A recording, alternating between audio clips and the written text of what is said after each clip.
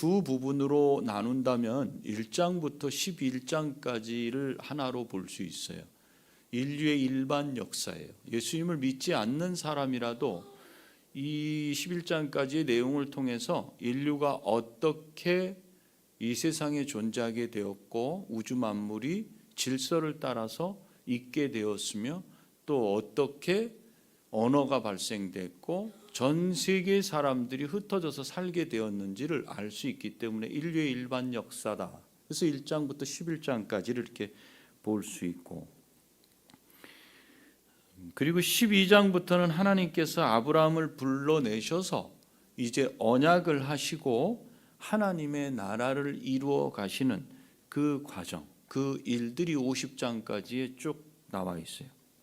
근데 하나님께서 아브라함과 언약하셨지만 아브라함은 나이가 175세가 되어서 죽습니다. 그러면 하나님의 언약이 거기서 끝나지 않고 그 다음에 그 언약을 또 받아서 계승해야 될 사람이 있어요. 누구냐면 바로 아브라함의 후손, 아브라함의 자녀 이삭을 통해서 계승이 돼요. 그 다음에 또 누구를 통해서 계승이 되냐면 이삭이 죽고 나면 야곱을 통해서 계승이 돼요. 그래서 창세기 12장부터 엄밀히 따지면 11장 27절부터 시작해서 50장까지의 역사에는 이 세 사람이 등장해요. 이 세 사람이 등장하는 게 창세기에서는 아주 중요해요. 근데 이 세 사람이 등장할 때마다 나오는 말이 있어요. 엘레 톨레도트, 우리말로 하면 이러하니라 족보가 이런 뜻이고, 우리 순서로 하자면 족보가 이러하니라, 약전이 이러하니라, 계보가 이러하니라 이렇게 나와요. 그래서 그 대목을 딱 찾으면 이제 새로운 사람이 그 다음에 등장하는구나 이렇게 알 수 있어요. 그래서 세 번 요 내용이 나와요. 그러면 아브라함의 후손은 이삭밖에 없느냐? 그렇지는 않죠. 이스마엘이 있어요. 그렇죠? 그래서 이스마엘의 그 족보는 이러하니라, 이게 중간에 끼어 있어요. 그게 우리가 오늘 본문 읽은 앞부분 25장 앞부분에 보면 그 내용이 들어가 있어요.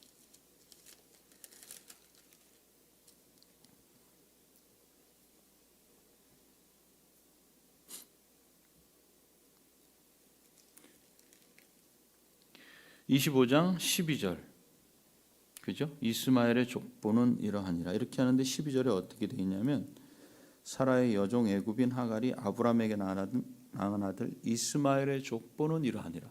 역시 마찬가지로 엘레 톨레도트 이렇게 나와요. 그러니까 세 사람의 기둥, 중요한 아브라함, 이삭, 야곱이 있고 그 사이에 아브라함의 후손인 이스마엘도 그 족보를 한번 정리를 한번 해줘요. 또 야곱, 이삭의 아들은 야곱과 에서가 있어요. 근데 이 야곱, 이 세 사람인 아브라함, 이삭, 야곱으로 연결되는 이 언약이 쭉 연결되지만 에서는 그럼 어떻게 돼요? 그래서 이 에서도 족보가 정리되어 있어요. 36장 1절에 가면 이렇게 돼요. 에서 곧 에돔의 족보는 이러하니라 이렇게 또 정리를 해요. 그래서 우리가 기억해야 될 것은 두 개의 족보는 끼어 있지만 사실은 11장 27절부터 50장까지의 이야기는 누구 중심으로 진행되는 거냐면 아브라함을 택하신 아브라함, 그 다음에 그 아브라함과 언약하셨지만 그의 후손인 이삭 그리고 야곱으로 진행된다는 걸 알 수 있어요. 오늘은 아브라함이 죽고 두 번째 이제 엘레 톨레도트 족보는 이러하니라가 오늘 시작돼요. 그래서 19절에 보니까 이삭의 족보는 이러하니라라고 시작되고, 이삭이 누구의 아들인지, 그리고 몇 살에 누구와 결혼을 했는지, 그리고 그의 아내는 어느 족속 사람인지, 누구의 딸인지, 어디에서 왔는지, 그리고 그의 오빠 오라비는 누구인지 그것을 밝혀요. 이렇게 밝히는 것은 앞으로 진행될 이야기가 이 리브가의 오빠인 라반과 관련이 있다라는 걸, 이 라반과 이제 이삭의 아들인 야곱과 아주 밀접한 관련이 있다는 걸 미리 알려주기 위해서입니다. 이렇게 설명한 후에 오늘 이야기가 시작되는 것은 21절부터 시작돼요. 21절부터 26절까지 내용이 쭉 나오는데, 요약하자면 40세에 리브가와 결혼한 이삭에게 자식이 없었어요. 리브가가 아이를 갖지 못했기 때문에 그래요. 그러다가 아이를 갖게 되었는데 하나가 아닌 둘을 갖게 돼요.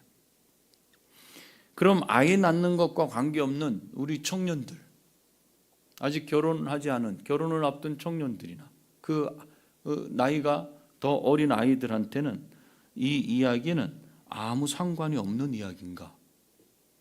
이렇게 느껴질 수 있어요. 그럼 이 본문이 지금 여기 있는 사람들 중에 연세 많으신 분들, 그 다음에 대부분이 지금 이제 출산과는 관계없는 그 지경에 처해 있는 나이가 된 사람들한테는 아무런 관계가 없는 말씀입니까?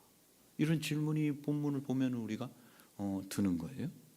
다시 말해서 왜 모세는, 왜 성경은 이 이야기를 여기다가 기록을 해놨냐는 거예요.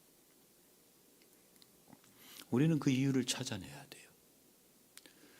성경은 어떤 이유에서건 그것이 도덕과 윤리를 말하는 것이라 할지라도 그 도덕과 윤리를 하나님께서 우리에게 요구하신다는 거에 관점이 맞춰져 있지, 우리는 그렇게 똑바로 살아야지 인생, 내가 이렇게 살아야 되는구나, 이게 아니에요. 항상 하나님 입장에서요. 그렇다면 하나님께서 이 본문 말씀을 여기에 이렇게, 그것도 두 번째 언약의 계승자인 이삭으로 시작되는 이야기를 여기다 놓은 이유가 도대체 뭐냐는 거예요. 그것이 우리가 성경을 보는 이유예요. 그래서 그걸 구체적으로 찾아낼 수 있어야 돼요. 먼저 21절을 보면 리브가가 아이를 갖지 못해요. 그러자 남편 이삭이 한 일이 있어요. 그게 뭐예요? 21절 보니까 여호와께 간구하매, 이렇게 나와요. 결혼한 부부가 아기를 낳는 것은 당연한 일이죠. 그런데 이삭은 자기 어머니를 봐서도, 자기 어머니 사라도 아주 오랫동안 임신하지 못한 사실을 들어서 알고 있을 겁니다. 이삭의 어머니 사라는 평생을 불임으로 그렇게 살다가 몇 세에 이삭을 낳았냐면 90세에 이삭을 낳아요. 아이를 낳을 수 있는 나이가 훨씬 지나고도 한참 지났을 때 그 여성의 기능, 여성이 출산할 수 있는, 생산할 수 있는 그 기능이 완전히 멈춰졌을 때 하나님께서 하신 말씀이 내년에 아이를 낳으리라, 이렇게 말씀하셨어요. 믿지 않았죠, 두 사람은. 아브라함하고 사라는 믿지 않았어요. 그런데 정말로 아이가 태어났어요. 그 아이가 누구였어요? 이삭이었어요. 이삭. 그러니 이삭은 자기에게 자식이 생기지 않을 때 누구를 탁 떠오르겠어요? 자기 어머니에게 자기를 주신 그 하나님을 떠올릴 거예요. 그래서 이삭은 여호와께 간구합니다. 그러자 21절에서 여호와께서 그의 간구를 들으셨으므로 그의 아내 리브가가 임신하였더니, 하나님께서 기도를 들으시고 리브가는 임신했다고 나옵니다. 그렇다고 해서 이삭이 단지 어머니에게 아기를 주신 분이 하나님이시기 때문에 나도 그 하나님께 기도하면 하나님께서 아이를 주실 것이라는 그 기대감만으로 기도한 것은 아니라는 사실이에요. 이미 하나님이 아브라함에게 약속하신 것이 있었어요. 그것은 아브라함과 이삭이 모리아 땅의 한 산에서 제사를 드리려고 했을 때 이삭을 잡으려고 했잖아요. 그때 하나님께서 급히 아브라함을 부르셨죠. 그래서 멈추게 하셨어요. 그리고 나서 하신 말씀이 있어요. 그게 창세기 22장 17절 말씀이에요. 내 씨로 크게 번성해서 하늘의 별 바닷가의 모래처럼 많게 하겠다. 내 후손이 그렇게 많게 하겠다. 그때 아브라함도 이 말씀을 들었고 이삭도 이 말씀을 들었어요. 그런데 그 후로 이삭에게 자식이 없었습니다. 그렇기 때문에 이삭은 하나님께 그 말씀을 근거로 기도할 수 있었어요. 단지 우리 어머니에게, 임신이 불가능한 어머니에게 하나님이 주셨으니까 그 하나님께 내가 매달리면 하나님이 주실 것이다 라는 것도 있었지만, 또 한 가지는 바로 이 말씀이 이삭의 마음속에 계속 간직돼 있었다는 거예요. 그래서 기도할 수 있었어요. 하나님, 그때 그 산에서 약속하신 대로 제게 자식을 주시옵소서, 후손을 주시옵소서. 그래서 하나님께서 약속하신 대로 응답하셨다. 이렇게 말씀하시는 거예요. 그게 21절 말씀이에요. 여호와께 간구하매 여호와께서 그의 간구를 들으셨으므로 응답하셨다는 거죠. 그래서 어떻게 보면 하나님의 약속을 알고 기억했다가 그대로 기도했더니 금방 그 일이 이루어진 것처럼 볼 수 있어요. 오늘 본문만 보면. 그렇죠. 자식이 없는데 약속을 의지하고 그것을 이루시는 하나님을 의지해서 기도하면 단박에 그 기도가 응답된다. 이렇게 생각할 수 있는데 그렇지 않아요. 26절 뒷부분을 보시면 리브가가 그들을 낳을 때 이삭이 몇 세였더라? 60세였더라. 이렇게 나와요. 몇 세에 결혼했죠? 40세에 결혼했어요. 그런데 첫 아이를 낳은 나이가 몇 살이에요? 할아버지가 다 돼서 아이를 낳았어요. 20년 동안 아이가 없이 지냈다는 말씀입니다. 그러면 20년 동안 계속 기도했을까요? 여러분이 갖고 있는 질문이에요. 아니면 가끔 기도했을까요? 아니면 몰아서 1년 기다렸다가 안 되면 1년에 한 차례씩 기도했을까요? 아니면 하나님이 어차피 모리아의 한 산에서 아브라함과 이삭에게 말씀하셨고 그 말씀을 들었으니 믿음으로 기다리고 기도하지는 않았을까요? 이런 의문이 우리한테 들 수 있죠. 그러면 기도는 어떻게 해야 될까? 이런 생각이 들 수 있죠. 근데 성경은 그것에 대해서 말하지 않고 있어요. 여기서 어떤 원리를 찾기는 어려운 거죠. 다만 이삭이 기도했고 하나님께서 응답하셨다고 말할 뿐입니다. 그런데 그 응답의 기간이 무려 얼마나 걸렸어요? 20년이 걸렸다. 그걸 말하고 있어요. 이렇게 리브가는 결혼 후에 19년이 지나고 나서 임신을 했어요. 20년 가까이 돼서 임신한 것이기 때문에 이삭이나 리브가가 얼마나 기뻤겠어요. 1년, 2년, 3년이 돼도 임신이 안 돼. 4년이 돼도 임신이 안 돼. 5년, 6년, 7년이 됐는데 임신이 딱 됐다고 생각해 봐요. 그런 경우에 있는 우리 부모님들도 있어요. 보면. 그러면 얼마나 소중해. 애치 죽지. 이 남편이 완전히 이거 불면 날아갈까. 그냥 이렇게 받들어 모시지 않습니까? 그런데 여기는 20년이요, 20년. 그러니 얼마나 그 마음이 기쁘고 도대체 어떤 아이를 주실까? 이런 생각을 했겠어요. 그런데 고민거리가 생겼어요. 문제가 생겼어요. 22절을 보세요. 그 아들들이 그의 태 속에서 서로 싸우는지라. 20년 만에 가전 임신을 했는데 아이들이 이렇게 아들들이 뱃속에서 서로 싸운대. 싸움이 일어나요. 뭐 그럴 수 있겠죠. 뱃속에서. 그렇죠? 근데 우리 중에는 보니까 쌍둥이를 임신한 경력을 가지신 분은 지금 없으신 것 같아요. 그래서 둘이 싸우면 어떤 건지 아는 분은 아무도 없을 것 같지만 혹시 그렇지 않습니다. 저는 있습니다 하시는 분은 저한테 말씀을 해주세요. 근데 여기서 뱃속에서 싸우는데 이 싸우다라는 이 표현이 우리처럼 그냥 뭐 티격태격 정도 하겠지 이런 게 아니에요. 여기서 쓴 이 표현은 때려 부수다 이런 의미가 있어요. 산산조각내다 이런 뜻이 있어요.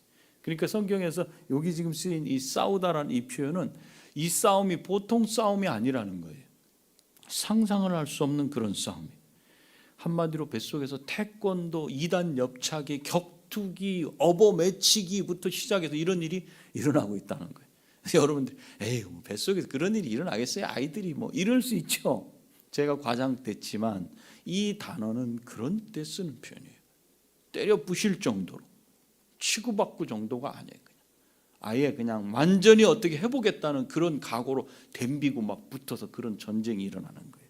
그래서 리브가가 하는 말을 보세요. 22절에 이럴 경우에는 내가 어찌할꼬 이렇게 나오죠. 이럴 때 내가 어떻게 하지? 너무나 간단한, 그리고 그냥 편하게 하는 말 같아요. 뭐 그럴 수도 있지 이렇게 느낄 수 있는데, 이 번역을 좀 더 잘한 새 번역으로 보면 이렇게 돼 있어요.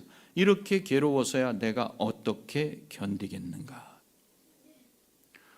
그렇게 기다리던 아이를 가졌는데 엄마가 견딜 수가 없는 거예요. 다른 번역본에 보면 왜 나한테 이런 일이 일어나는 거지? 이렇게까지 말해요. 아이를 갖고 이런 고민을 해보신 어머니 계셔요? 남편이 힘들게 해서야 그런 말은 할 수 있어요. 그런데 아이가 뱃속에서 힘들게 해요. 견딜 수가 없는 거예요. 그렇지만 이삭이나 리브가나 다 하나님을 섬기는 사람이에요. 20년 만에 생긴 아이인데 이 고민을 어떻게 해결하겠어요? 그래서 하나님께 물어보자고 결정했습니다. 그래서 가서 여호와께 묻자온대 이렇게 나오죠. 여기서 또 의문이 생겨요. 어디로 갔지? 하나님이 어디 계시는 데가 있었는가 이렇게 생각할 수 있죠. 이 표현이 구약에 나오는데 사무엘상 9장에도 보면은 그 9절에도 나와요. 이게 무슨 뜻이냐면 여호와 하나님께서 어디 특별한 어디 거기만 계시는 그런 것 같이 보이는데 이 말이 그런 말이 아니라 다른 어떤 사람에게 가서 하나님의 뜻이 무엇인지 물어보겠다라는 그런 의미로 쓰인 거예요. 누구한테 물어요? 선지자 또는 제사장에게 가서 묻는 걸 말해요. 어떻게 물었는지 그것은 구체적으로 성경이 밝히지 않고 있어서 알 수 없어요. 다만 하나님의 뜻을 잘 아는 사람한테 가서 물어봤고 그 사람을 통해서 답을 얻었다라는 거예요. 답을 얻었다고 해서 뱃속에서 싸움박질을 하는 그 아이들의 싸움이 멈춘 것은 아닙니다. 즉 가서 알고 싶었던 것은 이 아이들이 싸우는데 싸우지 않게 좀 해줄 수 있는 방법이 없을까요? 그걸 물은 게 아니에요. 왜 이런 일이 일어나죠? 20년 만에 가진 아이인데 이건 아이가 하나도 아니고 어떻게 이런 일이 일어날 수 있죠? 내 안에서 왜 이런 일이 일어납니까? 그 치고받고 싸우는 이유를 알았다는 뜻이에요. 응답을 받았다는 것. 가서 물었더니 그 이유가 뭔지 알았다는 거예요. 그리고 나서 태어나는 거죠. 24절을 보면 태어나는데 하나가 아니라 쌍둥이에요. 쌍둥이. 태어날 때까지 그 싸움을 멈추지 않았던 이 아이들이 세상에 나오는데 이 인물도 이 외모도 한 외모합니다. 한 인물합니다. 보니까 첫 번째 나온 아이는 온몸이 다 붉어요. 이 살색이 붉다는 게 아니고 붉은 빛이 도는 털, 마치 원숭이가 나오는 것처럼 온몸이 털로 덮였는데 그것이 붉은색이에요. 갑옷처럼 털옷을 입고 있어요. 나중에 팥죽 얘기 아시잖아요. 그때 야곱이 어떻게 했냐면 털이 있는 그 가죽 그것을 갖다 입었잖아요. 이렇게.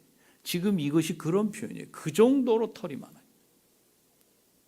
그런데 둘째 아이가 나오는데 보통은 아이가 태어날 때 하나의 첫째 아이가 나오고 얼마나 걸렸어요? 1시간 후에 나왔어요. 뭐 이렇게도 하잖아요. 근데 여기 둘째는 그렇지 않아요. 자기가 먼저 나오려고 그 앞에서 싸움을 하다가 놓친 건지 그 뒷 발꿈치를 콱 잡고 나와요. 그래서 이렇게 태어난 첫째 아이를 에서라고 이름 짓는데 털이 많다라는 그런 의미에서 에서 이렇게 짓고, 둘째 아이는 발 뒤꿈치를 잡았다. 그래서 야곱이라고 짓습니다. 이게 오늘 본문이에요. 그러면 오늘 본문은 우리에게 무엇을 말씀해 줘요?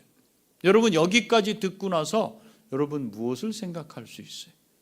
나한테 하나님께서는 오늘 본문으로 뭘 주시려고 그러는 거지?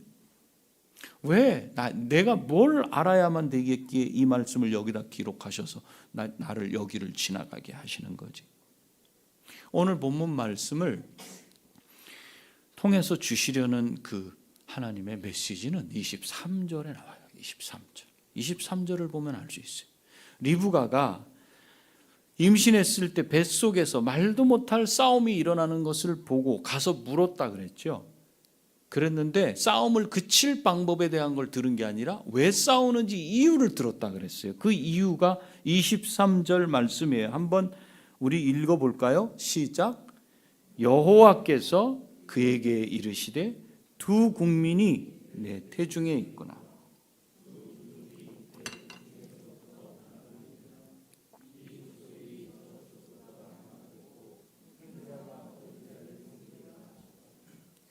자, 뱃속에 두 민족이 있다 그래요. 두 민족이 있어서 뱃속에서부터 둘로 나뉘어질 것이다. 서로 적대 관계야. 적대 관계가 한 공동체의 한 울타리 안에 한 집안에 있으니까 싸움이 그칠 날이 없는 거예요. 보통은 큰 자를 작은 자가 섬기게 되었는데 이 순서가 바뀌어서 거꾸로 큰 자가 작은 자를 섬기게 될 것이라고 말씀해요. 여기서 성경은 무엇에 초점을 맞추고 있냐면, 그렇다면 과연 복중에서부터 뱃속에서부터 그런 전쟁을 일으켰던 그 일에 대해서 말씀하신 대로 큰 자가 작은 자를 섬기는 그 일이 그대로 이루어졌고 둘 사이 관계는 평생 적대 관계로 그렇게 갔습니까? 하는 걸 말씀하는 거예요. 아직 밖에 나오기도 전에 안에서 일어난 일인데 하나님께서 그렇게 말씀하신 게 그 일이 이루어졌습니까? 이루어졌다면 하나님은 왜 그렇게 하셨습니까? 성경은 이걸 말씀해 주고 있어요. 우린 요걸 붙잡고 왜 그렇게 하셨는지, 그리고 과연 이루어졌는지를 찾아내야 돼요. 여기서 중요한 문제가 뭐냐면 하나님께서 두 사람 중에 한 사람을, 아직 얼굴도 몰라요. 태어나 보니까 하나는 털이 많고 하나는 그렇지 않은 거고 이렇게 알았지만 우리가 알 수도 없어요. 얼굴도 알 수 없는 그 상황에서 하나님께서 그 중에 작은 자를 선택하셨다는 이 선택의 문제를 오늘 우리가 좀 생각을 하려고 그래요. 뒤에 가보면 형 에서는 사실 우리 자매들이 볼 때 어떤 남자가 좀 이런 내 남편이 이런 남자였으면 좋겠다 이렇게 생각해요. 과묵하고 말 많은 남자는 안 싫어. 웬만한 건 아파도 아프다고 와서 집에 와서 그냥 끙끙하지 말고 약 하나 탁 먹고 그냥 나 잘게 여보 탁 차고, 카리스마 있고 힘쓸 일 생기면 여보 내가 할게, 탁 힘들고 어려운 일 갈비 내가 잘라줘, 이런 남자. 뭐든지 하는 것마다 자기가 다 갖다 바치래. 이런 건 별로 좋아하지 않지.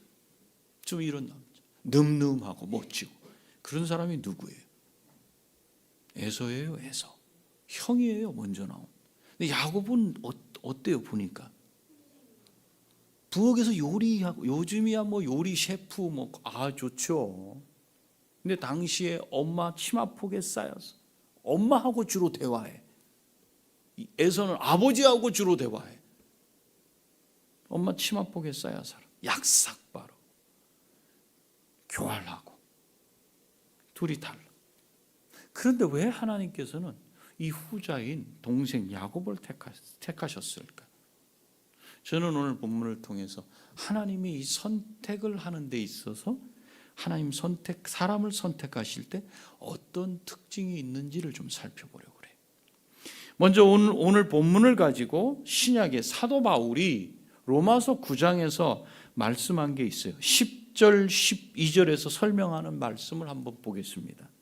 10절부터 보는데, 그뿐 아니라 또한 리브가가 우리 조상 이삭 한 사람으로 말미암아 임신하였는데, 여기까지 알겠죠?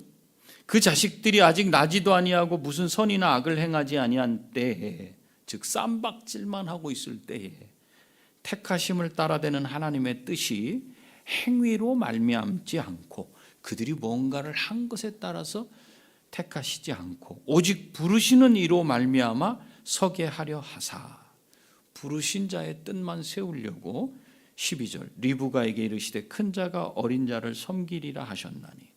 여기 보면 하나님께서 선택하실 때 중요한 특징 하나가 나와요. 그게 뭐예요? 하나님의 선택은 어떻게 하신다? 자신의 뜻대로 하신다. 이것을 뭐라고 표현하냐면 주권적이다 이렇게 표현해요. 하나님 뜻대로 하신다. 하나님의 선택은 주권적이다. 그러면 여러분 중에는 이렇게 생각할 수 있어요. 뭐 하나님 뜻대로 선택하신다니까 할 말은 없지만, 그러면 선택받지 않은 사람은 어떻게 되는 거예요? 왜 하나님은 저 사람은 선택하고 저 사람은 택하지 않았어요? 그 누구 편에 서냐면 선택받지 않은 사람들 편에서 마음이 괴로운 거예요. 왜 하나님이 이 세상을 창조하시고 인생을 지으셨다 그러는데 왜 선택하지 않은 사람, 선택받지 못한 사람들은 그럼 어떻게 해요? 왜 하나님 마음대로라고, 하나님 뜻대로라고, 좋은 말로 주권적이라고 이 사람은 택하고 저 사람은 그냥 놔두는 거예요? 이렇게 질문하는 분이 있을 수 있어요. 왜 이 질문이 나오냐면, 여러분들 마음속에 택함 받지 않은 사람은 하나님이 그러면 다 부어주실 수 있는 그런 복은 주시지 않는가, 이것 때문에 그래요. 택함 받지 않았다 그래서 하나님이 비치시는 해도 조절하고 달도 조절하고 공기도 조절하고 사는 땅도 조정을 해갖고 완전히 엉망으로 살게 만드는 것은 아니신가, 이렇게 생각할 수 있어요. 그래서 이런 질문이 들어요. 그런데 여러분 분명히 알 것은, 하나님이 선택하시지 않았다고 하나님께서 주시는 복에서도 제외되는 것은 아닙니다. 하나님의 선택은 특별한 선택이에요. 택한 사람에게는 다른 목적을 가지고 계세요. 택하지 않은 사람에게도 태양빛 그대로 비춰주세요. 택하지 않은 사람이 사는 집 쪽은 그늘이 져가지고 겨울에도 춥고, 또 여름에는 또 날이 뭐 안 좋고 너무 뜨겁고 한 그런 게 아니에요. 일반적인 복은 누구에게나 하나님이 다 베풀어 주셔요. 그런데 택한 사람에게는 특별한 하나님의 관심이 있어요. 하나님이 주권적으로 택하지 않은 사람에게도 하나님이 주시는 일반적인 복은 누구나 다 누리게 돼요. 하나님이 이 세상 모든 사람에게 적용하시는 일반적인 법칙이 있어요. 그게 뭐예요? 심은 대로 거두는 법칙이에요. 그건 이 세상 누구에게든지 다 베풀어 주셔요. 우리가 자주 혼동하고 불평하는 이야기 중에 하나가 뭐냐면, 왜 예수님도 안 믿고 교회도 안 나오고 그러니 당연히 헌금도 안 하고 그런 저 사람은 하는 일마다 잘 돼. 왜 그 자녀들은 맨날 칭찬만 받고 학교에서도 앞에 다 서, 학교도 좋은 학교가, 졸업하고 났더니 결혼도 잘 돼, 직장도 잘 돼, 또 그들이 결혼해서 자식을 낳았는데 자녀들도 또 잘 돼. 왜 그래요? 믿지도 않는데 나는 왜 요 모양 요 꼴로 아직도 집 한 칸 마련 못하고 이렇게 살아요? 내가 하나님 앞에 얼마나 헌금을 하고 얼마나 열심을 냈는데, 이 질문을 하는 분이 있어요.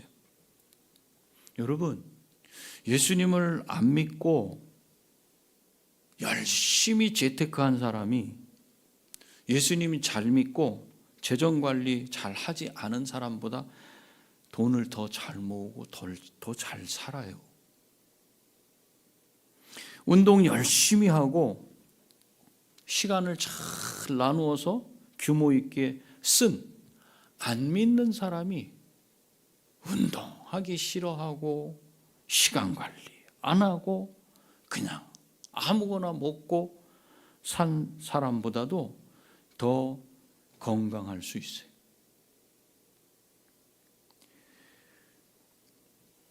매일 기도를 빼지 않고 얼마나 기도를 열심히 하는지 몰라요. 그렇지만 자기 건강을 위해서 전혀 힘쓰지 않아요. 그런 신자보다도 기도 안 하고 운동 열심히 하면서 건강관리 열심히 한 사람이 더 건강할 수 있어요.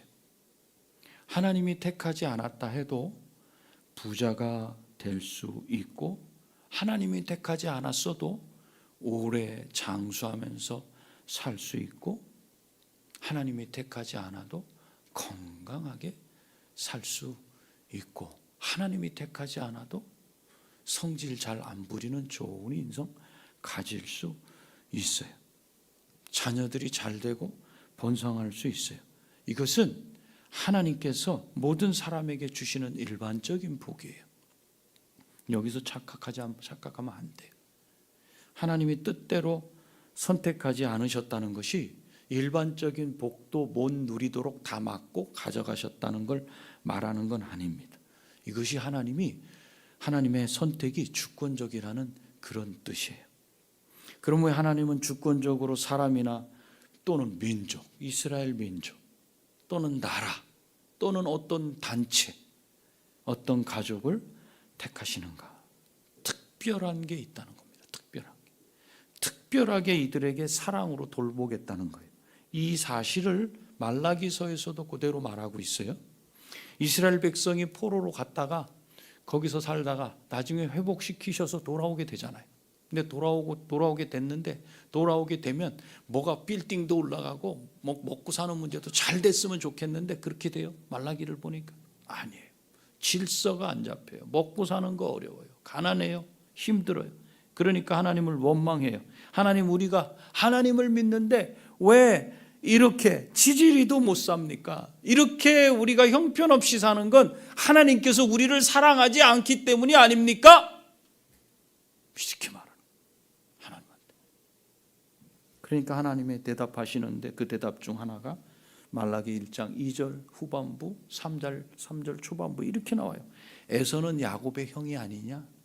오늘 본문에 나온 에서. 그러나 내가 야곱은 사랑하였고 에서는 미워하였다. 그 말을 바울이 로마서 9장 앞에서 읽었지만 13절에 보면 기록된 바 내가 야곱은 사랑하고 에서는 미워하였다 하심과 같으니라 이렇게 나와요. 여기서 미워하였다는 말을 절대적인 의미로 들으면 안 돼요. 이것은 상대적으로 미워했다는 거예요. 상대적이라는 건 둘을 놓고 봤을 때 이런 뜻이에요. 내가 내 자녀를 더 사랑하고 다른 사람의 자녀를 덜 사랑하는 것 같은 그런 것을 미워했다고 표현해요. 여러분 자녀들 중에 자녀가 하나인 자녀는 그런 걸 못 느껴요. 둘, 셋 되면 그 자녀들 안에 일어나는 게 뭐예요? 시기예요. 뭐예요? 부모는 똑같이 사랑한다 그래요. 그런데 자녀들은 이렇게 생각해요. 쟤를 더 사랑해. 이렇게. 그리고 자기를 뭐라 그래? 나는 덜 사랑해. 이렇게 표현해요? 아니요. 이렇게 표현하잖아요. 뭐라 그래요? 엄마는 오빠만 사랑해. 나는 미워해. 이렇게 표현하죠. 미워한다고 표현해요. 상대적인 거예요. 절대적으로 내가 딸 너는 태어나지 말았어야 될 애야. 내 마음은 너한테 없어. 이래서 얘만 아주 의도적으로 사랑한다는 이런 표현이 아니라 둘을 놓고 봤을 때 사랑의 정도가 달라요. 이런 걸 사랑을 덜 받는 쪽에서 볼 때 뭐라고 하냐면 날 미워해. 날 미워하나 봐. 이렇게 표현해요. 여기서 쓰인 표현이 같은 표현이에요. 내가 택한 자녀에 비해 덜 사랑하고 덜 사랑을 베푼다는 걸 어떻게 표현했어요? 에서는 미워한다. 이렇게 표현한 거예요. 절대적으로 미워한다는 게 아니에요, 여러분. 여기 상대적으로 성경에서 하나님께서 미워한다는 표현, 상대적이구나. 예수님께서도 제자가 되는 길을 말씀하시면서 누가복음 14장 26절에 이렇게 말씀하시는데 한번 읽어볼까요? 시작.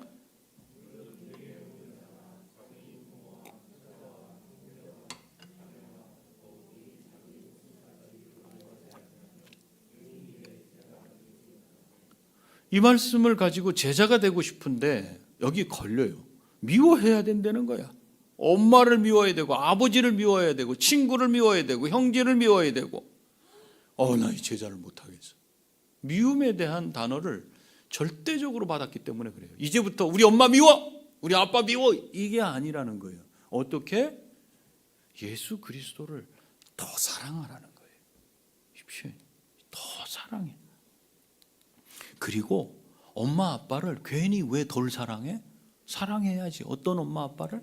예수를 믿게 더 돕고 더 친절하게 어떻게 믿음 생활을 해야 되는지 가르쳐주는 그런 부모라면 사랑해야 돼요. 하나님을 사랑하는 것만큼 부모를 공경하고 사랑해야지. 그게 맞아요. 그런데 엄마 아빠가 나를 방해해, 나를 힘들게 해, 예수 믿는 걸 힘들게 해. 그럴 때는 어떻게 해라? 절대적으로 우리 엄마 말이야 이런 게 아니라 그 엄마가 하는 그 행위는 미워라는 거예요. 하나님을 사랑하라는 거예요. 구분하실 수 있겠어요? 다시 말라기로 돌아가서 하나님께서 사랑하셔서 그 후로 어떻게 되었는가 그걸 설명하시는 거예요. 너희들이 지금 살기가 어렵고 무질서가 된 거, 그게 내가 너희를 사랑하지 않고 돌보지 않고 특별한 사랑을 베풀지 않아서가 아니라 너희들이 하나님을 사랑하는 것을, 그 사랑을 배반하고 하나님을 배반하고 죄를 계속 짓고 나를 대접하기를 우상을 대접하는 것처럼 하지 않았느냐. 그 결과가 뭐니? 심은 대로 거두어가는 것뿐이다. 그러시면서 하시는 말씀이 그런데 에돔은 아까 말씀 32장 1절 말씀을 봤죠. 곧 에서의 후손은 이러하니라 했던 그 에돔은 누구냐? 에서의 후손들이에요. 자, 에서를 미워했다 그랬는데 에돔은 어떻게 됐는지 볼래? 에서의 후손은 어떻게 됐는지 볼래? 지금 우리가 뭘 찾아가고 있냐면 정말로 하나님이 그를 미워하셨습니까? 두 민족이 나뉘어졌습니까? 특별하게 야곱을 택하신 게 그게 이루어졌습니까? 그걸 보고 있거든요. 그지 말라기에서 말씀하시는 거잖아요. 그럼 에돔은 어떻게 됐는지 봐라. 너희는 내가 택했기 때문에 이만큼이라도 또 거기서 돌아와서 살게 됐잖아. 내가 한 번이라도 너희를 돌보지 않은 적이 있니? 이렇게 와서 살고 있지만 에서의 후손은 어떻게 됐니? 망하고 앞으로 나라가 없어질 것이다. 예레미야 49장 9절 10절에도 그 말씀이 그대로 있어요. 그들은 사라질 것이다. 너희보다 더 악해서 그런 게 아니다. 에돔은 한때는 부강했어요. 결국 어떻게 됐는가? 망했어요. 이 세상에는 존재하지 않아요. 요르단에 가면 남쪽에 페트라라고 하는 데 있어요. 인디아나 존스에 나왔던 그 궁전 있잖아요. 바위를 속을 깎아서 해놓은 그 궁전. 거기 가면 그 골짜기를 따라가면 이 바위가 아주 형형색색 무척 아름다워요. 에돔의 후손들, 나바티안 왕족의 수도가 거기 있었어요. 지금은 관광지로만 남아있어요. 그들은 사라졌어요. 그런데 이스라엘은 여전히 살아남았어요. 하나님의 특별한 사랑과 돌봄이 있었다는 거예요. 하나님의 선택은 주권적이에요. 하나님 뜻대로 택하셔요. 또 한 가지 하나님의 선택은 특별해요. 그럼 왜 하나님이 주권적으로 택하셔서 특별한 사랑과 돌봄을 주셔요? 저와 여러분들에게도 동일한 거예요. 왜 그 많은 사람들 중에 우리를 특별히 택하셨어요? 왜 특별히 택하시고 하나님 주권적으로 택하셔서 여기 있게 하시고 하나님을 예배하게 하셔요? 그것은 영적인 목적이 있다는 거예요. 영적이다 이렇게 말하면 세상 사람들을 다 구원시키려는 하나님의 구원 계획과 관련된 그 목적 때문에 택하셨다는 거예요. 왜 야곱을 택하셨어요? 그 백성을 통해서 하나님의 위대하심, 전능하심, 하나님의 구원, 그 계획, 그것을 세상에 알리라고 택하신 겁니다. 그런데 이스라엘 백성들은 그렇게 하지 않았어요. 혈통적으로만 택한 백성으로 그렇게 인정하고 살았어요. 그리고 자기들만 복받고 살라 그랬어요. 그래서 하나님이 그들을 어떻게 하셨어요? 세상으로 다 흩어지게 하셨죠. 흩어지게 하심으로 무슨 일이 일어났어요? 그곳 가운데 믿는 자들이 발생됐어요. 내가 그렇게 택함 받았는데 자발적으로 복음을 전하지 않으면 하나님께서 어떻게 하시는가? 나누셔요. 다 나누어지게 하시고 흩으셔요. 오늘날 교회가 마찬가지. 교회가 우리끼리 그럴 때 하나님은 거기를 깨셔요. 흩으셔서 다른 곳에서 또 복음이 전파되고 그곳에서 교회가 세워지도록 해요. 이것이 교회의 역사예요. 하나님이 어떤 개인 한 사람을 하나님의 뜻대로 즉 주권적으로 택할 때는 영적인 목적, 하나님의 계획과 연관된 목적이 있는 겁니다. 내가 택함 받았다면 나는 그저 예수님 믿는 사람으로 그렇게 그냥 예배드리면서 성경책 들고 왔다 갔다 하다가 죽으면 천국 가는 그것이 아닌 나를 통해 하나님께서 이루시려고 하는 그 분명한 목적이 있다는 거예요. 그 목적을 한마디로 말하자면 그리스도 예수를 닮는 삶을 살아가는 거예요. 그리스도를 닮아서 그리스도 예수 안에서 하나님이 기뻐하시는 그 선한 일을 하기 위해서 나를 택했어요. 그래서 바울은 에베소서 2장 10절에서 이렇게 말씀을 하고 있는데 우리 같이 읽습니다. 시작. 우리는 그가 만드신 바라 그리스도 예수 안에서 선한 일을 위하여 지으심을 받은 자니, 이렇게 말씀. 지으심 받았다. 다시 태어났다는 거예요.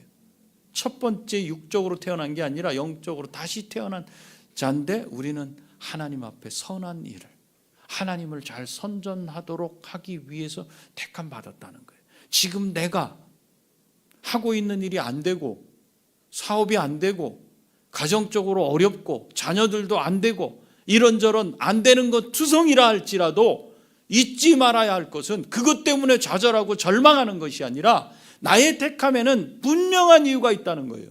그렇게 잘 나가던 에돔 에서의 후손들 다 사라지고 없어요. 그러나 하나님이 특별하게 택한 그들 여전히 살아서 하나님을 말하고 있어요. 여러분들을 택하셨어요. 특별한 목적이 영적인 목적이에요. 하나님의 특별한 은혜로 하나님의 주권적인 선택이 저와 여러분들에게 주어졌어요. 아무것도 아닌 것 같은 나? 세상에서 뭔가 이루지 못한 것 같은 나? 그러나 하나님의 주권적인 선택인 뜻이 있고 내가 그 뜻을 붙잡을 때에만 내가 그리스도인 되었다는 것이 무엇인지를 분명히 알고 내 기도는 거룩한 기도가 되고 내 삶은 거룩한 증인의 삶을 살게 되고 나는 거룩한 교회로 이 땅 가운데 힘이 있게 당당하게 살아갈 수 있다는 거예요. 여러분이 예수님을 믿는다는 것은 하나님의 주권적인 은혜고 선택으로 된 것입니다. 왜 나를 선택하시고 특별한 사랑을 주시는 건지 여러분 묵상하세요. 그걸 놓치면 그저 대상만 바뀌었을 뿐이지 우상을 섬기는 것과 다를 바가 없어요. 우리에게 가진 하나님 특별한 사랑이 있어요. 목적이 있어요. 영적인 목적이 있어요. 그리스도 예수를 닮아서 하나님 자녀답게 그리스도 예수께서 이 땅에서 사셨던 삶대로 묻고 내 뜻이 아니라 아버지 뜻을 묻고 그 아버지 뜻대로 영혼을 구원하는 그 일을 위해 증인의 삶을 위해 증인으로 살려면 그리스도를 닮아야만 살 수 있어요. 그래서 우리를 택하셨어요. 이것이 그리스도인이 살아가야 될 방향이에요. 그것이 바로 소금과 빛의 사명을 받은 우리의 삶이에요. 이 사실을 잘 알고 우리를 부르신 택하신 목적에 따라서 살아간다면 여러분의 삶에 환난이 깃들어도 말도 못할 고난이 여러분의 발목을 붙잡고 2025년 한 해를 또 이끌어 갈 것을 걱정하고 근심하게 된다 할지라도 근심이, 걱정이, 염려가 바뀌어서 슬픔이 아니라 기쁨으로, 감사로, 행복으로 여러분 마음이 바뀌어질 겁니다. 하나님의 뜻을 쫓아 하나님의 뜻을 따라 우리의 주신 사명을 따라가는 복된 삶이 다 되시기를 바랍니다. 기도하시겠습니다. 기도할 때 우리 결단합시다. 그리스도를 닮아가는 한 해 되게 해주십시오. 그래서 증인으로 살아가게 해주십시오. 내 인생 그 끝에 내가 그 삶을 살았다 그런 고백이 나올 때 주님이 나를 얼마만한 사랑으로 붙드시고 세상 가운데 살아가지만 아무 일 없도록 지금까지 지켜주셨는지를 감사함으로 고백하게 될 거예요. 그리스도를 닮아가는 우리가 되게 하옵소서. 우리 간절히 기도합니다.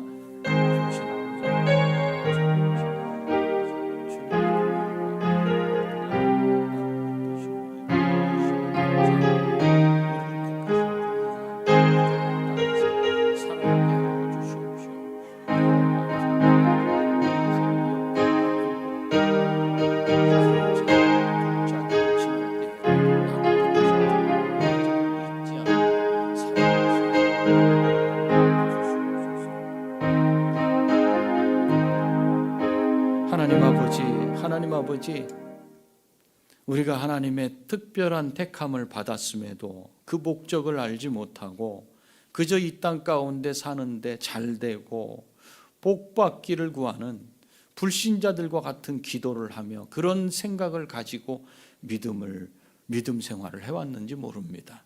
주님, 이제 그 마음이 바뀌어지게 하시니 감사합니다. 회개하고 주님의 은혜, 주님의 사랑 가운데 들어가도록 하시니 감사합니다. 하나님께서 우리를 택하신 특별한 목적을 잊지 아니하고 그 목적을 부여잡고 우리의 남은 인생을 허비하지 아니하고 하나님의 은혜로 채워가는 삶이 되도록 복을 내려 주시옵소서. 그래서 비록 인생의 굴곡진 곳, 그늘진 곳, 환란이 있는 곳, 어두운 곳을 지난다 할지라도 분명한 나를 택하신 목적이 있기 때문에 그 목적을 붙잡기 때문에 슬프고 괴롭지 않고 기쁘고 감사한 우리의 심령이 다 되도록 은혜 내려 주시옵소서. 예수님의 거룩하신 이름으로 기도하옵나이다. 아멘.